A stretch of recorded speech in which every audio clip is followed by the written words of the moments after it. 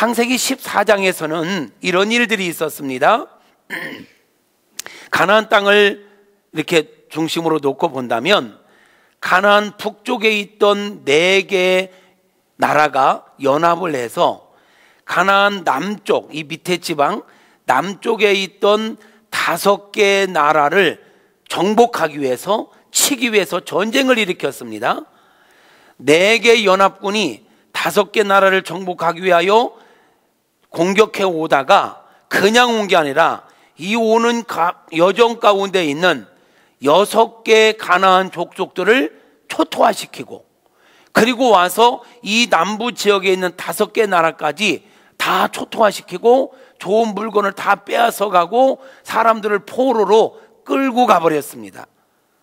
그 가운데 아브라함, 믿음의 조상 아브라함의 조카 롯이 소돔 땅에 살고 있었는데 그 소돔 땅도 점령을 당했고 소돔 땅에 살고 있던 조카 롯도 포로로 끌려갔습니다.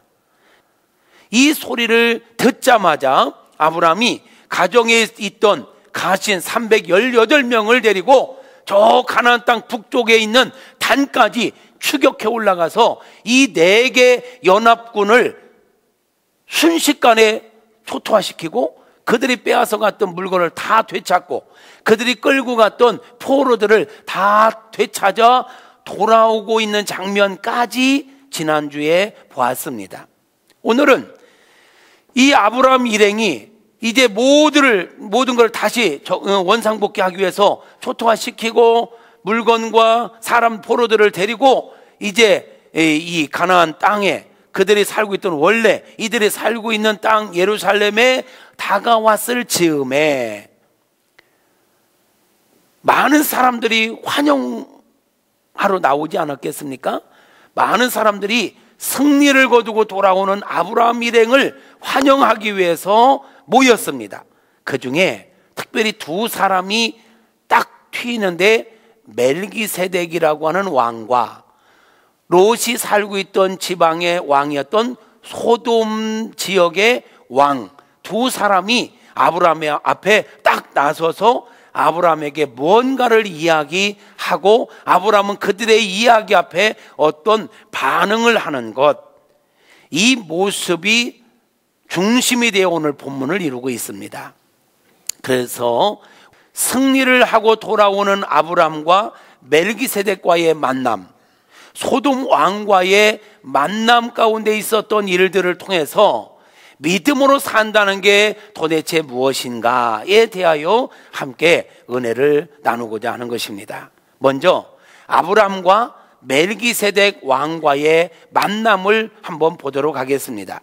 먼저 그러면 멜기세덱이라는 사람이 어떤 사람인지에 대하여 우리가 정리를 할 필요가 있을 것입니다. 여러분, 멜기세덱에 대해서는 들어보셨죠?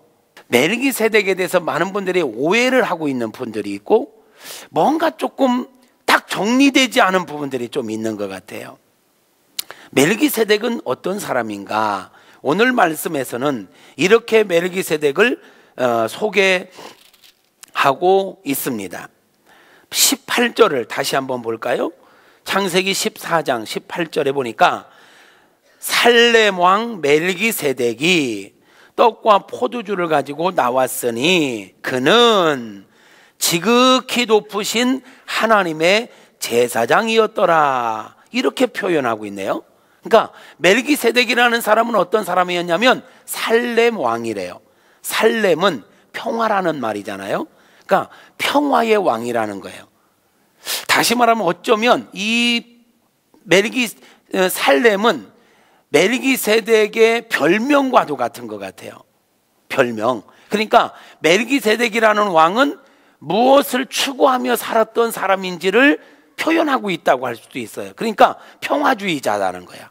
이 멜기세덱은 평화주의자라는 거죠. 그러니까 그는 평화주의자다. 그가 이제 이 전쟁에서 이기고 돌아오는 아브라함 일행에게 그냥 나오지 않고 떡과 포도주를 가지고 그들을 마중 나와가지고 그들에게 축복을 하고 환영하고 있는 모습을 보여주는 거예요. 근데 그 멜기세덱을 일컬어서 오늘은 이렇게 표현해요. 그는 지극히 높으신 하나님의 제사장이었더라. 그는 왕이라고 표현했죠. 살렘 왕 멜기세덱. 그러니까 왕이에요. 근데 뒤에서는 그는 지극히 높으신 하나님의 제사장이다. 그러니까 왕인 동시에 제사장 역할도 감당하는 분이었다라는 거죠. 이 멜기세덱에 대해서는 히브리서 7장 1절부터 3절에 가면 조금 더 자세하게 설명하고 있어요. 우리 함께 볼까요? 앞에를 같이 읽어봐요. 시작. 이 멜기세덱은 살렘 왕이요 지극히 높으신 하나님의 제사장이라. 여러 왕을 쳐서 죽이고 돌아오는 아브라함을 만나 복을 빈 자라. 아브라함이 모든 것의 10분의 1을 그에게 나누어 주니라. 그 이름을 해석하면 먼저는 의의 왕이요 그 다음은 살렘 왕이니 곧 평강의 왕이요 아버지도 없고 어머니도 없고 족보도 없고 시작한 날도 없고 생명도 끝도 없어 하나님의 아들과 닮아서 항상 제사장으로 있느니라. 이렇게 말씀해요. 그러니까 그 이름을 해석해 보니까 의의 왕이라, 살렘 왕이라. 그러니까 이름의 뜻이기도 하지만 어쩌면 별명과 같다 했죠. 그러니까 이 살렘, 이 멜기세덱이라는 분은 공의를 실현하는 왕이었구나. 이분은 평화주의자였구나. 이것을 우리가 좀 감지할 수 있는 거예요. 평화주의자였고 공의를 실현하는 분이었다라는 거죠. 그런데 그는 이렇게 표현되고 있어요. 아버지도 없고 어머니도 없고 족보도 없고 시작한 날도 없고 생명의 끝도 없다. 이것 때문에 헷갈리는 거예요. 이것 때문에 어떤 학자들은 이 멜기세덱은 실제 인물이 아니라 영적인 존재다.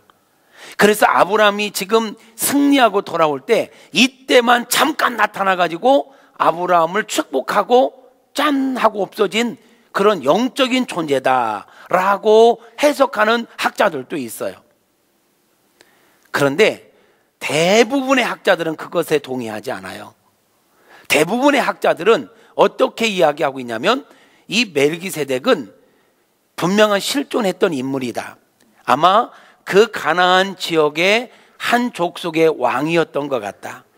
그런데 그는 그 당시에 가나안 대부분의 사람들이 죄악 가운데 거하면서 하나님을 떠나 변질된 삶을 살았는데 그런 가운데 살면서도 그 가나안 원주민들과 같지 않게 경건함을 추구하는, 하나님을 경외하는, 그러면서 공의를 실현하고 평화를 실현하고자 하는 그러한 한 사람이었다라는 거죠. 그런데 왜 히브리서에서는 그를 보고 아버지도 없고 어머니도 없고 족보도 없고 시작한 날도 없고 생명이 끝도 없다라고 말씀하고 있는가? 이것은 이런 거예요. 이 멜기세덱에 대해서 지금 이 성경이 족보책이 아니잖아요. 어떤 그에 대해서 모든 역사를 다 보충 설명할 필요가 있는 책은 아니라는 거예요. 다만 아브라함이 지금 전쟁에서 이기고 돌아오는 가운데 그에게 축복하고 그에게 뭔가를 했던 그것만 이야기하고 싶었던 거예요. 그런데 그 사람에 대해서 어떤 그의 족보를, 가족사를 다 이야기할 필요는 없었으니까 그 이상의 건 얘기하지를 않았어요. 그냥 뜬금없이 이 14장에서 멜기세덱이 뚝 튀어나와가지고 아브라함에게 뭔가를 딱 하고 딱 사라졌어. 그게 다야. 근데 그거에 대해서 도대체 이 사람 누구야? 족보가 뭐야? 어느 혈통이야? 이게 기록된 게 없는 거야. 그러니까 사람들이 영적인 존재다라고 얘기하는 거죠. 그런데 그렇지 않다. 왜 그럼 이런 표현을 썼을까? 보통 여기서 지극히 높으신 하나님의 제사장이었더라 이래잖아요. 보통 이스라엘 백성들에게 있어서 제사장은 레위 족속, 레위 혈통들 가운데 제사장이 되어지는 거예요. 근데 분명히 멜기세덱은 레위 혈통이 아니야. 레위 혈통이 아니다 보니까 이방인이었어요. 가나안 족속이었단 말이에요. 그러다 보니까 그에 관해서 특별하게 기록되어 있는 게 없다 보니까 히브리서 기자는 그냥 다만 그를 아버지도 없고 어머니도 없고 족보도 없고 시작한 날도 없고 생명의 끝도 없이 순간에 태어나서 뭔가를 딱 그 당시에 정말 죄악이 관영한 세상 속에 살면서 그들과 타협하지 않고 하나님을 경외하며 공의롭게 평화를 추구하며 살았던 그 사람, 그러면서 왕노릇하면서도 동시에 하나님의 제사장으로 인정받을 만큼 경건하게 살았던 그 사람을 일컬어서 그는 이런 면으로 볼 때 예수님의 모형과 같다, 예수님의 그림자와 같다, 예수님과 같은 자다. 그래서 뒤에 넘겨봐요. 하나님의 아들과 닮아서, 즉 예수님과 닮아서 항상 제사장 반열에 있다라고 표현하는 거예요. 정리하겠습니다. 그러니까 멜기세덱이라는 사람은 영적인 존재가 아니라 실존했던 인물이다. 가나안의 어떤 한 부족의 왕이었을 것으로 보는 거예요. 근데 그는 일반 가나안 사람들과 달리 경건한 자였다. 하나님을 경외하는 자였다. 그리고 공의를 추구하는 자요, 화평을 추구하는, 예수님과 같은 것들을 추구하는 그러한 사람이었다. 이 정도 우리가 이해하면 될 것 같습니다. 이해되십니까? 자, 그러면 그 멜기세덱이 아브라함을 만나는데 보니까 먼저는 떡과 포도주를 가지고 그들의 필요를 채워줬다라는 거예요. 자, 그렇게 와서 중요한 건 이거예요. 멜기세덱과 아브라함이 만났어요. 근데 멜기세덱이 아브라함에게 무엇을 하는가 보십시오. 먼저는 축복합니다.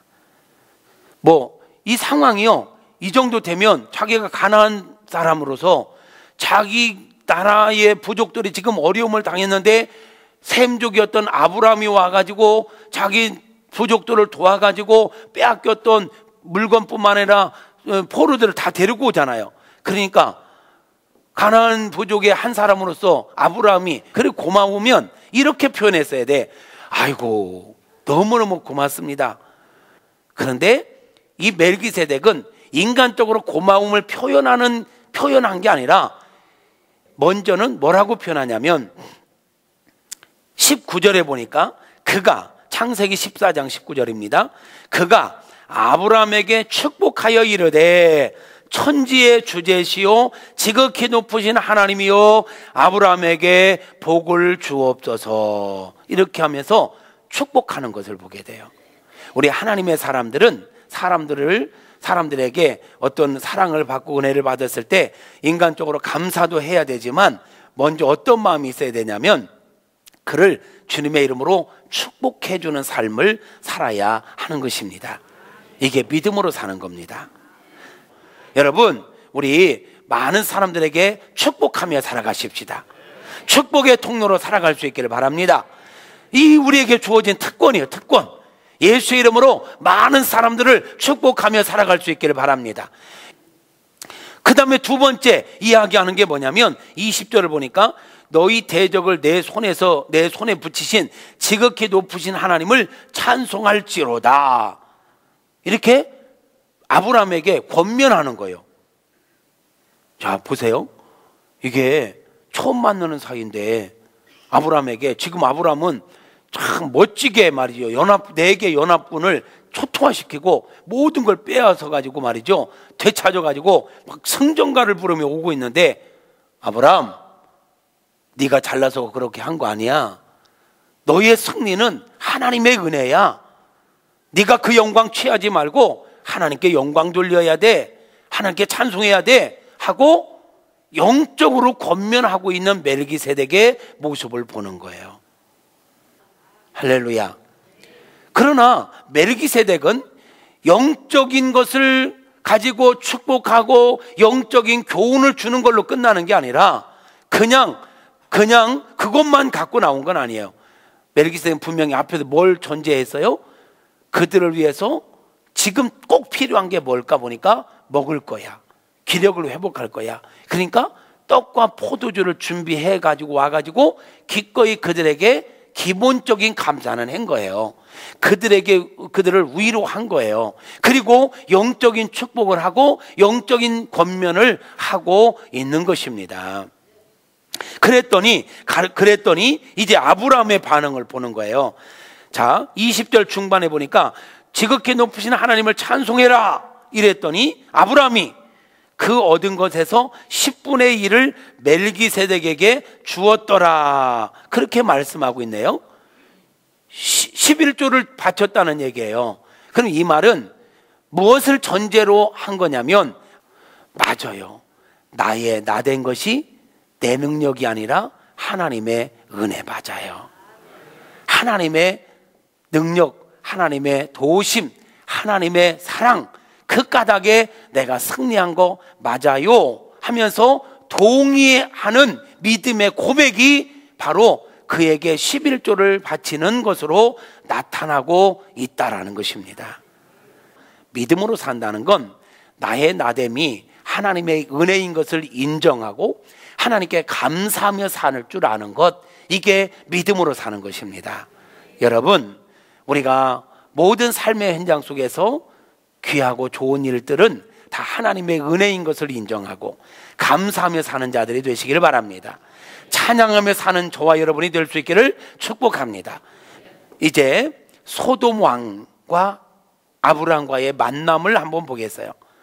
이제 멜기세덱 다음에 또 한 명의 왕이 두드러지는데, 소돔, 즉 조카 롯이 살고 있던 소돔 땅에 왕이 빈손으로 빈손으로 왔어. 이게 이 말이 꼬여버렸네. 아브라함을 지금 환영하며 왔는데, 거기는 왔는데 보니까 빈손으로 와서, 멜기세덱과는 전혀 다른 모습이야. 빈손으로 와서 뭐라고 하는가 보십시오. 21절에 보니까 소돔 왕이 아브라함에게 이르되 사람은 내게 보내고 물품은 너 가져라, 이러고 있어요. 자, 잘 생각해 봐요. 이거는, 이 전리품은 소돔 왕이 가져라 말아라 할 상황이 아니야. 왜? 전리품은 전쟁에서 이긴 자가 당연히 갖는 거야. 정확히 보면 이 전리품은 가지라고 안 해도 그냥 가질 수 있는 거야. 근데 소돔 왕은 지가 무슨 엄청난 인심을 쓰는 것처럼 백성은 내게 보내고 이 전리품은 너 가져라, 이러고 있는 거예요. 입으로 다 떼어버리려고 하는 거야, 고마움을. 근데 소돔 왕을 보면서 멜기세덱과 소돔 왕을 비교해 보면, 역시 믿음 있는 사람은 영적으로 축복할 건 하지만 또 인간적으로 감사할 건 하는, 이런 뭔가 마음이 느껴지잖아요. 근데 소돔 왕은 아주 얄팍하게 와서 빈손으로 와가지고 인심 쓰듯이, 당연한 걸 가지고 인심 쓰듯이 지금 너 가져라, 이러고 있단 말이죠. 이에 대하여 아브라함의 반응은 어떤가 볼까요? 22절 같이 읽어봐요. 시작. 아브라함이 소돔 왕에게 이르되 천지의 주제시요 지극히 높으신 하나님 여호와께 내가 손을 들어 맹세하노니 내 말이 내가 아브라함으로 치부하게 하였다 할까 하여 내게 속한 것은 실 한 오락이나 들매끈 한 가닥도 내가 가지지 아니하리라. 단호하게 딱 거절해요. 맹세하면서까지 돈보다 명예를, 금이나 은보다 은총을 택하고 있는 아브라함의 모습을 보면서, 아하, 믿음으로 산다는 건 이런 것이로구나. 사실 이게 우리가 아멘 하지만 결코 쉬운 일은 아니야. 당장 눈앞에 보이는 유익이 있는데, 당장 눈앞에 금은 보화가 있는데, 이게 하나님의 영광에 조금이라도 훼손가고 내 순수한 의도가 희석되고 이런다고 해서 그거를 거절할 수 있다는 거, 그렇게 쉬운 일 아니잖아요. 그런데 아브라함은 하나님이 나의 공급자요, 하나님이 내 인생의 기업이 되시고 하나님 한 분이면 된다라는 확신이 있기에 그까짓것 과감하게 거절하고 있는 거예요. 그런데 또 하나 중요한 교훈이 있네요. 24절에 보니까 그렇지만 오직 젊은이들이 먹은 것과 나와 동행한 아넬과 에스골과 마므레의 분깃은 제할지니 그들이 그 분깃을 가질 것이니라, 이랬어요. 그리고 보니까 아브라함이 이 연합군, 4개 나라 연합군을 상대로 공격해 갈 때 가신 318명을 데리고 출발했는데 아마도 이들 318명만 간 게 아닌 것 같아요. 그 전에 이 북쪽의 4개 연합군이 쭉 남부를 내려오면서 이 정복한 땅 가운데 아모리 족속이 있었잖아요. 아말렉 족속도 있고 아모리 족속도 있었는데 그 아모리 족속이 패하기는 했지만 남아있던 패잔병들이라도 남아있던 사람들이 있었고, 그들이 지금 아브라함이 지금 적들을 쳐부시러 간다고 하니까 우리도 갈래 하고 함께 연합해서 따로 붙었던 것 같아요. 그러니까 함께 지금 가서 연합군을 쳐부시고 오는 거예요. 그러면서 지금 이 만남, 이 사회골짜기는요, 예루살렘에서 약 500m 떨어진 바로 그 옆에거든요. 거기까지 사람들이 마중 나와서 이런저런 지금 멜기세덱과 있었던 이야기 하고 또 소돔왕과 이런저런 이야기를 하는 가운데 있는데, 아브라함이 여기서 나는 그거 시로락이 하나도 안 갖는다, 신발끈 하나도 안 갖는다, 딱 단호하게 자기의 신념, 자기의 신앙을 지키기 위해서 그걸 딱 거절했어요. 그런데 아브라함이 그러나 나와 함께 동행했던 저 사람들의 몫은 줘라. 저들의 몫까지 내가 주지 말라고, 안 받는다고, 너희들 받지 말라고 할 자격은 나에게 없다. 그들의 것은 줘라. 이렇게 이야기하고 있음을 보게 돼요. 나와 함께 생명 걸고 전쟁했고 이 전리품은 당연히 갖는 건데 그들의 분깃은 주는 거 당연하다. 내 신념 때문에 다른 사람에게 피해를 주거나 내 신앙 때문에 다른 사람의 특권을 박탈하는 그런 실수는 내가 하지 않겠다라는 거예요. 그러고 보니까 아브라함이 참 섬세한 사람이에요. 그죠? 내 신념 때문에 주변 사람까지 무조건 따로, 내가 이렇게 하는데, 내가 대장인데 내가 안 받으면 너희도 안 받는 거야, 이렇게 할 수도 있어요. 그런데 내 신념 때문에 마땅히 받아 누려도 괜찮은 사람들까지, 그 사람들의 특권까지 내가 무시하는 건 아니라고 본 거죠. 참 아브라함이 섬세한 거예요. 그리고 보면 이기적인 사람이 아니라 이타적인 삶의 태도를 가지고 살았던 사람이다. 우리 그리스도인들은 나중심의 삶이 아니라 다른 타인 중심의, 사람들을 배려하고 사람들의 입장을 생각하고 그것을 생각하며 사는 건 이게 성숙한 믿음의 모습인 줄로 믿습니다. 여러분, 믿음으로 산다는 건 그런 거예요. 믿음으로 산다는 건 단순히 나의 유익을 위해서 남을 짓밟고 치사하게 막 그냥 유익을 얻기 위해서 먹을 건지 먹지 말 건지 잡을 건지 놔야 될 건지 이거 분간도 없이 막 사는 거, 이거 아니에요.